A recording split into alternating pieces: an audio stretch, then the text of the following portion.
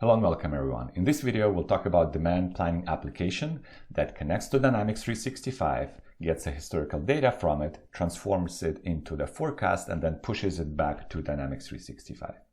This video is introductory video, so we'll see a process end to end. Before we begin, if you look at the documentation, there are several prerequisites. So your supply chain environment should be version 36, 37, 38 or later. It should also be a tier 2 environment or above. If you look at our Dynamics 365 environment, it also needs to be connected to a Power Platform. If we navigate to feature management, we also need to enable a demand planning feature inside Dynamics 365 Finance and Supply Chain. We also need to go to Demand Planning App Parameters, System Administration, Setup, Demand Planning App Parameters. And in here we specify a Power Platform environment URL, as well as the client ID. You can get that information from the LCS page for your Dynamics 365 environment. Also in supply chain, we need to configure our number sequences for our demand forecast sequence. I get to Master Planning Parameters, Number Sequences. And here make sure that you have a number sequence assigned to forecast planning session number. Once you install your application, you can open it from your Power Apps portal. So in here I connected to my Power Platform environment. And here I see my demand planning app. So I'm going to click on open it. By default, the system comes with the demo data. So this is a message that you may see. On the top, it says that it takes 10 to 15 minutes to generate that demo data. So let's wait for that process to finish before we proceed further. All right, so now the environment is ready. Demo data has been populated. So let's close this message. We see a message on the top saying that demand planning is generally available as of April 1st, 2024. By May 31st, 2024, a license will be required. Interesting thing is when you click on the pricing information here, I could not see any information about the demand planning app license. So I guess the licensing is not yet ready. Let's close this. For our demo, we will not use the demo data. So what we'll need to do is scroll all the way to the bottom of the Get Started page here and click on Delete All Data. It's going to ask you if you want to do that. We're going to click on Delete All Data. And this process may also take around 5 minutes. So let's wait for it to finish. So the environment is ready. Our demo data has been deleted. Let's close this message. First, let's take a look at tables and data.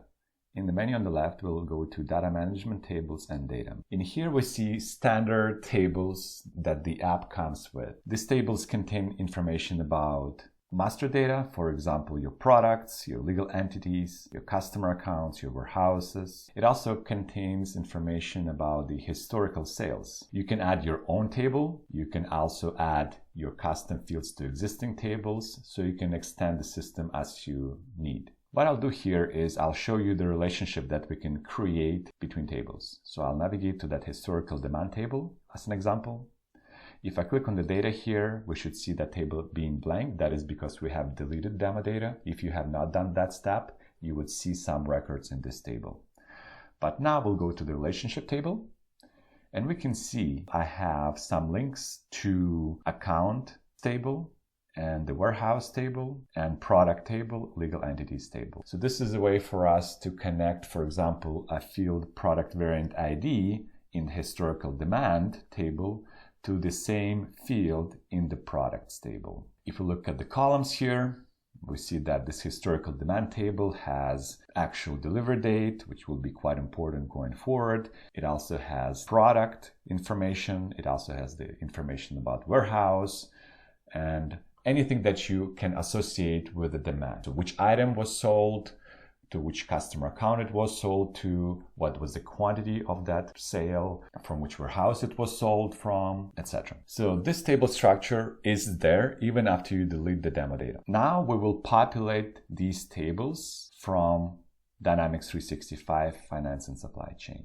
We will go to Import and we will create an import data profile. Click on New. And here we have multiple providers. You can populate the data from file, be that Excel, CSV, from Azure Storage, but what we are interested here in is Dynamics 365 option. Let's give it a name. We can say from D365, click on Next. Here we need to populate the URL for our Finance and Supply Chain environment. It's going to validate that URL. Once it is validated, we'll click on Next.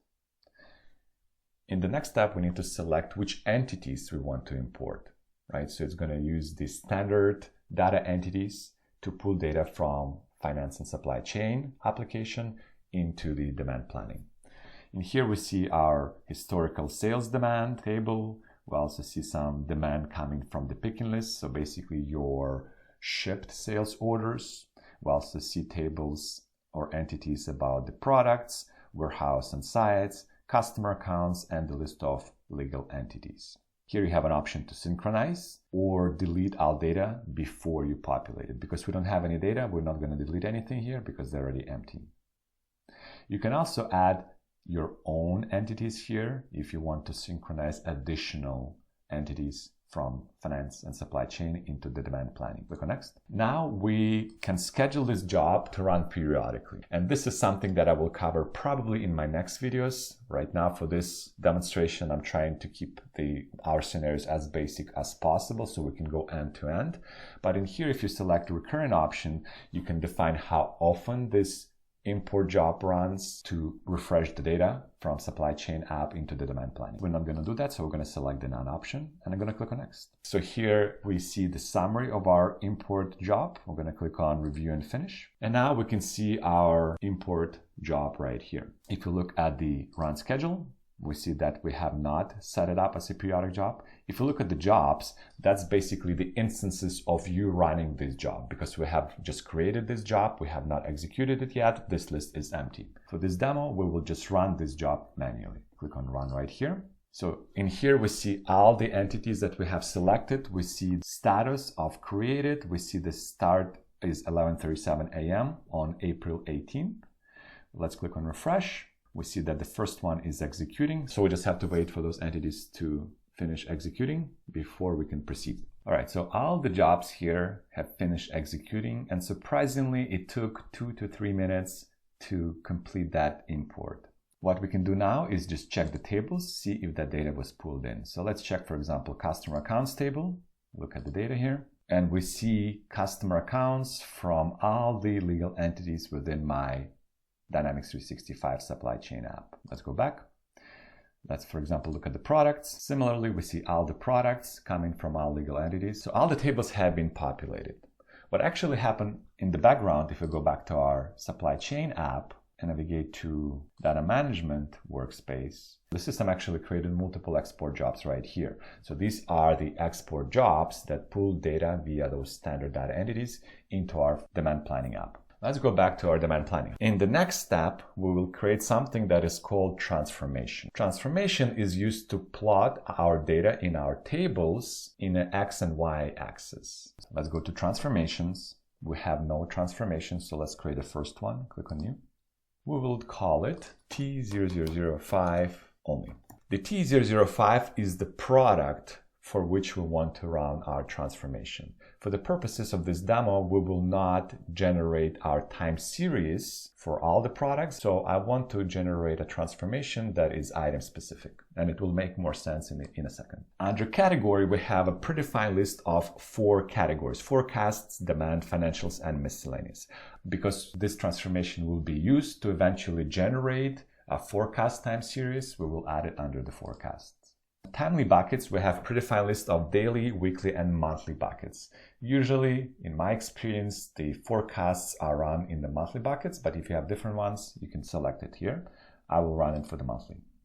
And then the precision here is how precise our values for our sales quantities will be. So in here, we're going to limit it to 2 decimal points. Click on next. Now we need to configure our transformation. So transformation will take information from tables that we have populated from Dynamics 365 Finance and Supply Chain and plot it on the X and Y axis. So let's do that. Click on Add Column.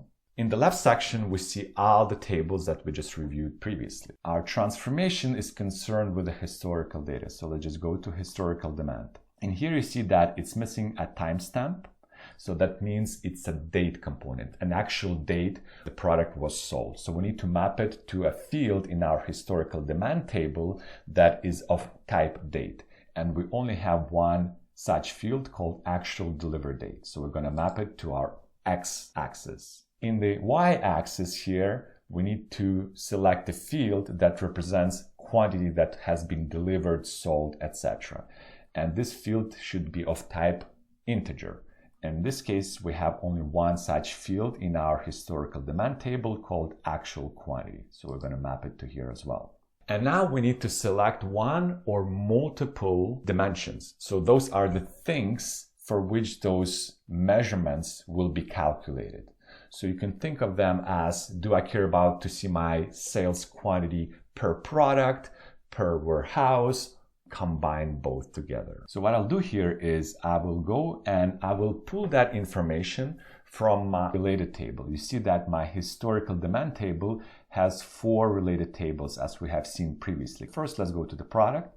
And what I want to add here is the product ID and the product name as my first 2 dimensions. Then, because my products may be product masters with multiple variants, I would like to add product variant ID and the product variant name. And now I can think of, is it good enough for me to know my sold quantity per variant or per product, or do I also want to group it by the warehouse?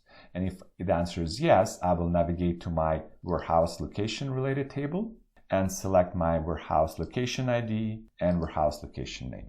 So here I have 6 dimensions based on which I can view my historical demand. Let's click on OK.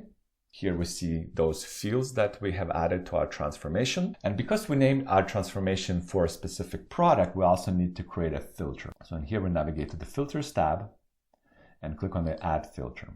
Here we need to select the table for which we would want to apply a filter. So in here I'll navigate and go to the Product table, click on Add, Add Row, and select the field in my product table. So I'm going to select my product ID equals, and in here from the drop down, I either select or type in T0005.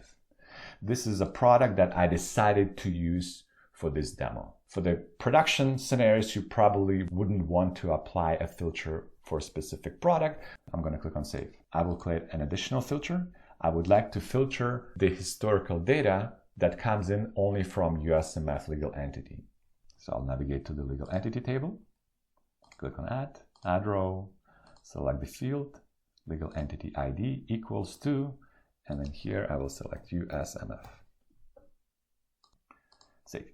Now I'm going to click on Next. And similarly to our import job, we can set up a recurrent job for this transformation. For the purposes of this demo, we will not run it as the periodic job. We're going to click on Next. We see our summary and we're going to click on Review and Finish. If we go to the jobs, we see a blank list. That means that this transformation has not been executed before. And what will happen when we execute the transformation by clicking on the Run button right here manually, we will generate a new time series. So you can think of a time series as basically a table, an instance of a table that shows us these fields that we have selected. Here you have an option to either create new time series or use existing. In this case, because we don't have any existing time series yet, we will generate a new one. And here we can assign it a name. And I'm going to click on Run. Here I see my job created, and let's wait for it to finish. Completed. So it takes less than a minute to complete that transformation. So now let's take a look at the result of this transformation execution. If we go to our planning data, forecasts or all, let's go to all, we see all time series. So what exactly this time series is? Click on it. So this is our plot. Right here we see our actual delivery date plotted along the X, and then we see our sales quantity plotted along the y-axis. So if we look at the data below, we see the product ID, name, variant ID and a name, and the warehouse ID and the name. And then we see our sales numbers. So we see that this product had sold 280 units in January 2015. And then we see all those monthly buckets, because remember our transformation had those monthly buckets. And it basically goes from January 2015 to December 2016. So basically we have 2 years of sales data. Another thing I wanted to show you here is if I look at my product T005 in my USMF legal entity in supply chain app, and I go to the Plan tab and go to the demand forecast, I see this table is empty. This product has no demand forecast lines, and this is our goal. Our goal is to create that forecast and then populated in here. Let's go back to our application. All right, so this is a start. We have our first time series created. Now we will create our calculation. So let's go click on calculation.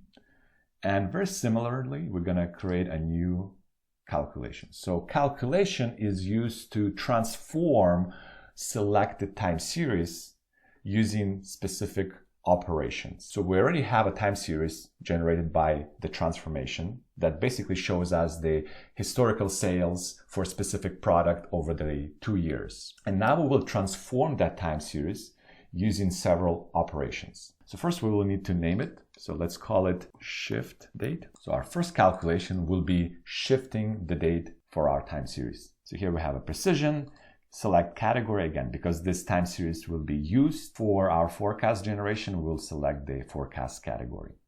Click on next. The input for the calculations is not the table, it's a time series. So here I have the only time series I have. I'm going to select and click on include data source. If we go to the included tab, it will show our time series. And what's important here is to make sure that you select the right output version. Right now we have the latest, the current, and the only version that is called T005 only. So that's the one we're going to use. Click on next. And in here we have those templates, but I'm not going to use any of those preset templates, and I will instead manually create my calculation logic. So I'm going to click on next. Similarly, I can execute this calculation using a periodic job. I will not do that, and I will click on review and finish. So now we have our first calculation called shift date. So as the name implies, we need to change the date in our time series. In order for us to do that, we will go to calculation model, and in here we have our blank flow. Very similar to workflow editor for those people that have been configured workflows in Dynamics 365 Finance and Supply Chain. So first we'll click on the plus, and here we have those steps. And I think I should do a separate video on all those steps, but what we are interested here in is the specific one called date offset. Let me select it, and let me just complete the flow by selecting the save. So each flow should have one or multiple inputs, but should only have one save operation. So that means basically an AND of our flow. Under input, we don't really have anything interesting here because we have only one input that comes in from that T005 only time series. But under the date offset, we go to settings. We need to specify several values. How exactly are we going to offset our dates? Well, we're going to offset it to, for example, to move our dates by 8 years, right? So I'm going to select the time value, and in here I select my unit. I can offset it by day, week, month, or year, right? Because our data is so old, it's 2015, 2016. Right now it's April 2024. We would want to offset it a bit more. Click on save. And now you can run the validation, making sure that we're not missing anything. Right now it looks good. And we can manually execute this calculation. Now we have a choice to either create a new time series or add a new version to an existing time series. So this is what we're going to do. We're going to select use existing time series.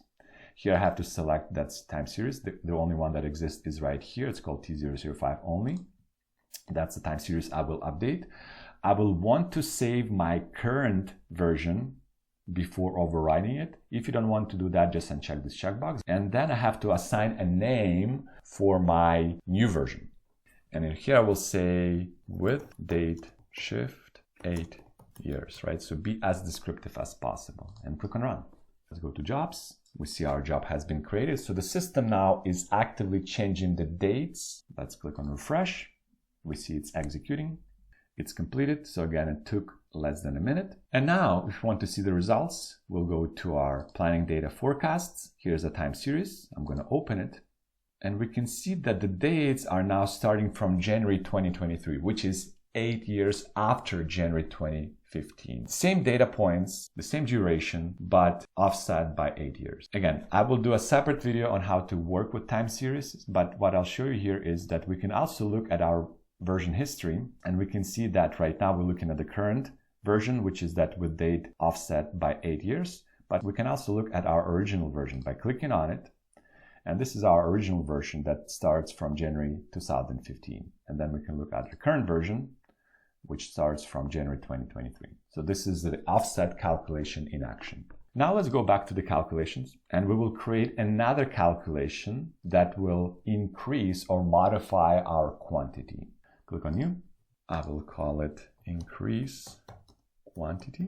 Same precision, category forecasts. Click on Next. Select our data, so our time series. So I'm going to select this one, and I'm going to click on Include.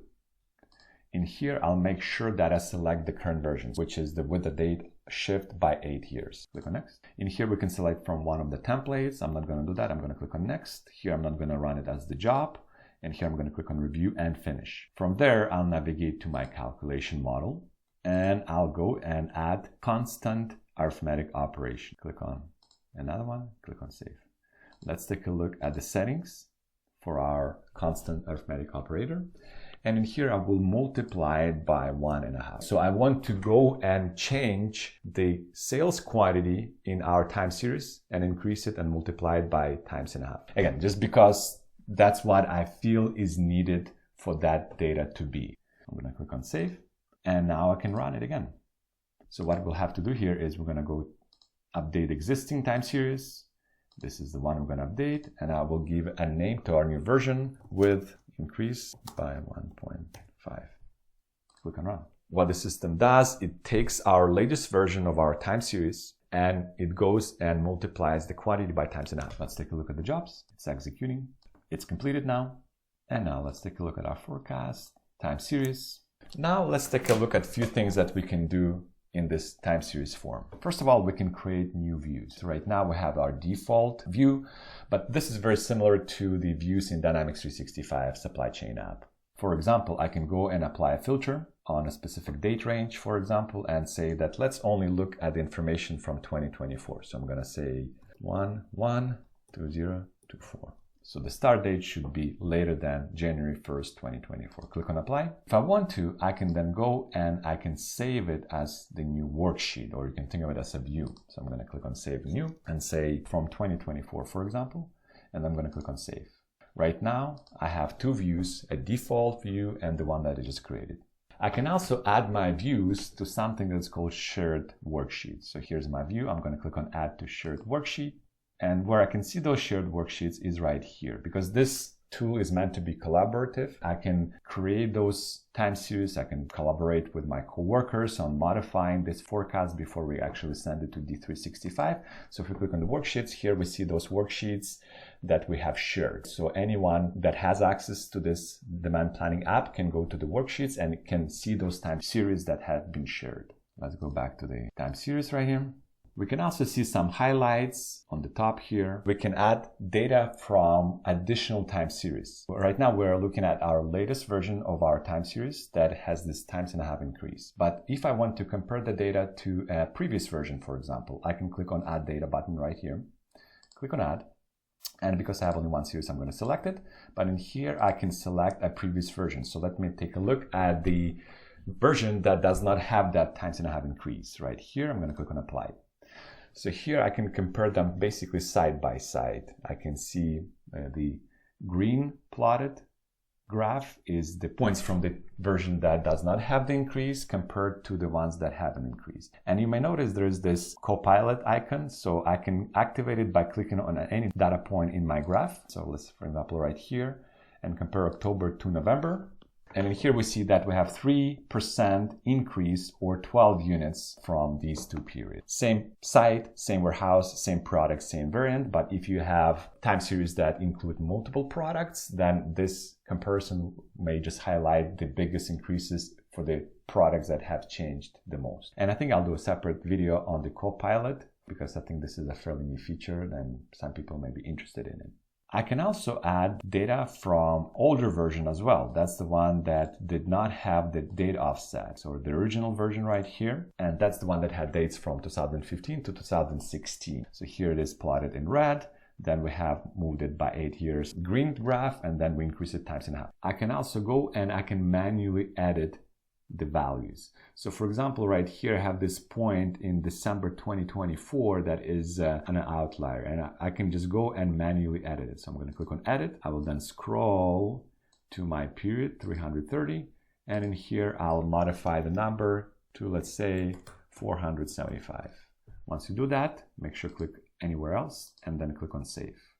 Right, so this will then go and update this specific data point for that specific version in our time series, and then it will replot our graph.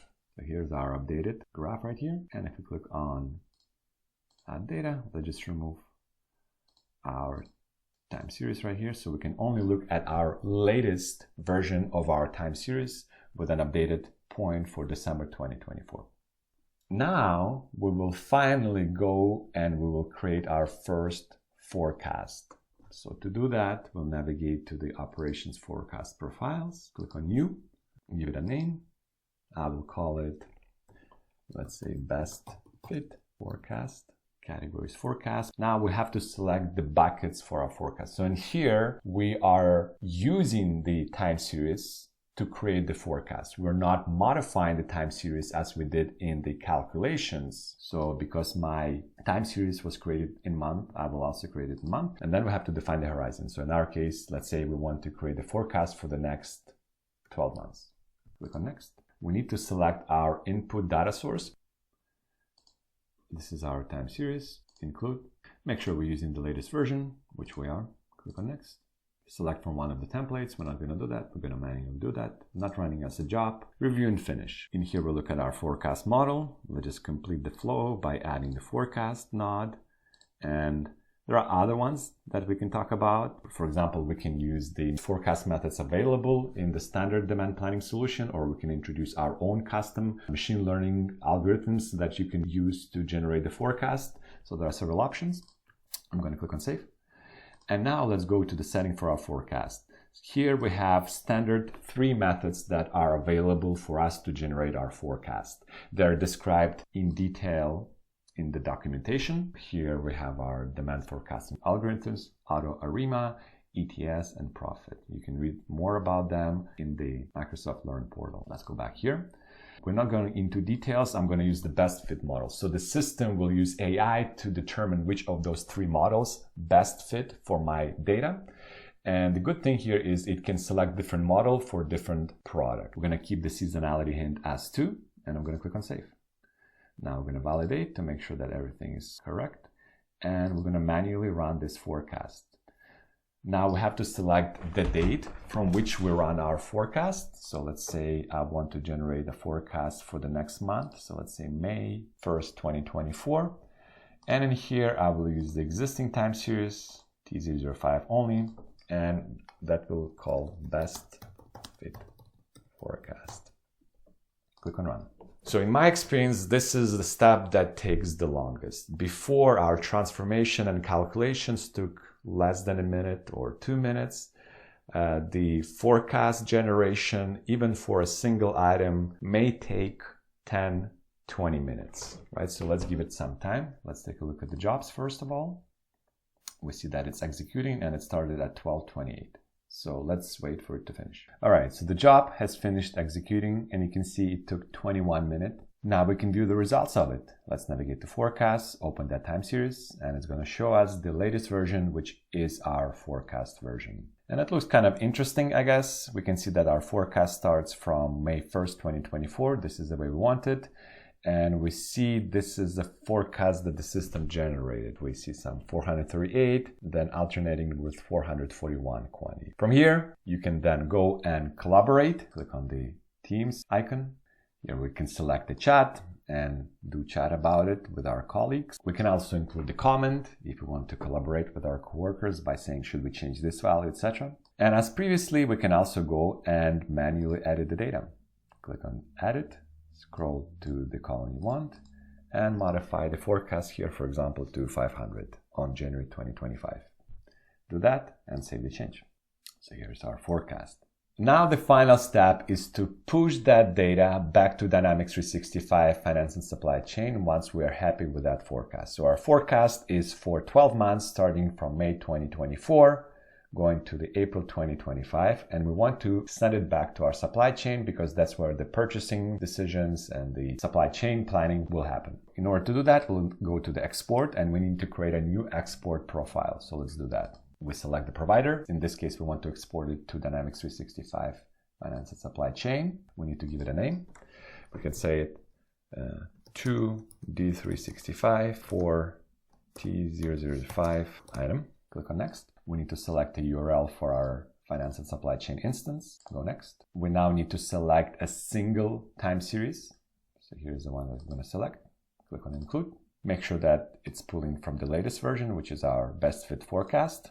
Click on next. And that's where the mapping to the columns in the forecast table need to happen. I tried AutoMap, didn't really do anything. So here is where we need to make sure that our transformation that we have created at the beginning of this demo includes most important fields such as product ID and the variant ID, as well as the warehouse ID. It will not work if you only have item name or variant name or warehouse name, because those are not the values that we want to send back to Dynamics 365. So we can populate an account number, but in our case, the forecast is not customer account specific. So we're going to skip these fields. We're going to skip the site ID because this will be derived based on the warehouse ID that we provide. So the only thing we need to do is provide the warehouse ID. And here is the list of the fields that come in straight from your transformation. So that's why it was important when we were creating this transformation to include those product ID, warehouse ID, and the product variant ID in there, not just names. Select warehouse location ID. For the product number, I'll select my product ID. And for my variant number, I'll select product variant ID. So those are the only three fields that I will map to my forecast. Click on next. In here, I need to define the rules. I can define custom rules with conditions and filters, but in here, I just need to specify my company, USMF, and my forecast model. Unfortunately, those fields are free text, so they're not being validated. So if you enter a different model that does not exist in D365 Finance and Supply Chain, you will get an error. So make sure that your forecast model exists and your company that you enter here also exists here.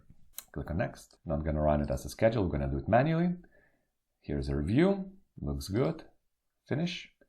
And here's our export job. So the only thing that is remaining now is to run it manually to export the data back to Dynamics 365 for finance and supply chain. While it's running, let me show you on the supply chain side, the import job. If we go back to our data management workspace, we see that the system automatically generated this import job to bring the data via those standard data entities back to supply chain app. Let's go back to our demand planning, go to the jobs. It's still executing. All right, so the job took 2 minutes to execute. So now let's go back to our Dynamics and let's check the results. Navigate to our release products, open our product T005, go to Plan tab, and let's take a look at demand forecast. Here we see our forecast. It has a start date of May 2024 and the end date of April 2025. It's also for a specific product T005. That is correct. And we also see that it was also populating it with the proper variant ID, which is television white, correct warehouse 21.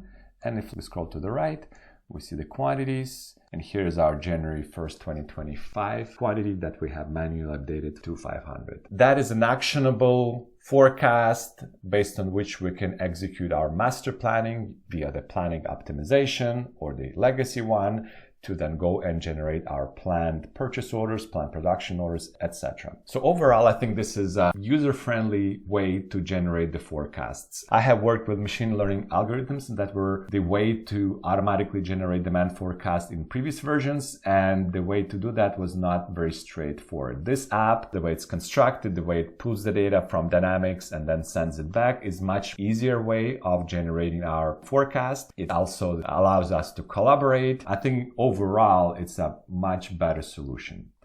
In our next videos, I think I'll talk more about the rolling forecast, working with our time series. I'll probably will talk more about the Copilot, and basically if there's any specific topic that you would want me to cover as it relates to the demand planning application, just let me know in the comments.